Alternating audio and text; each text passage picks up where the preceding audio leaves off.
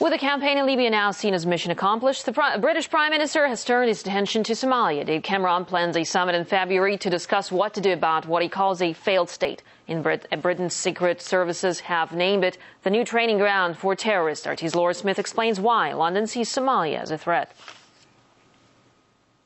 In the words of Prime Minister David Cameron, Somalia is a failed state that directly threatens British interests. His solution, options ranging from humanitarian aid right through to military intervention.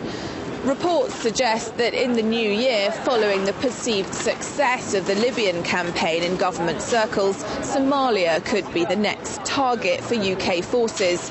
Newspapers are saying that the Royal Air Force could be sent to help African Union troops to support the weak US-backed transitional government.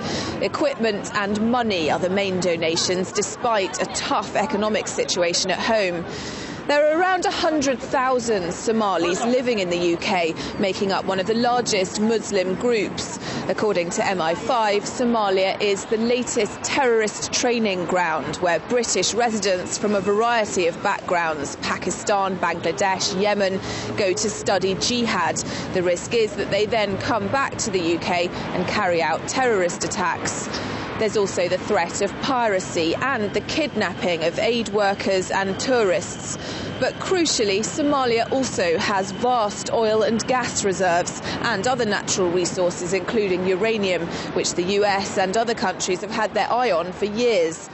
Many point also to Somalia's strategic position, presiding over a large part of oil transport routes through the Gulf of Aden. You usually find when the military strategists are planning long-term intervention somewhere, they're looking at geological maps first and looking at political maps second. And the oil, the gas is one of the big issues. There's a huge Somali community around here that I represent, most of whom are from the south, but not all. And they're not saying to me, please intervene. They're saying, can we please have support to get a functioning system of government and peace in Somalia? Some see this as a direct result of the perceived success by the government of the campaign in Libya.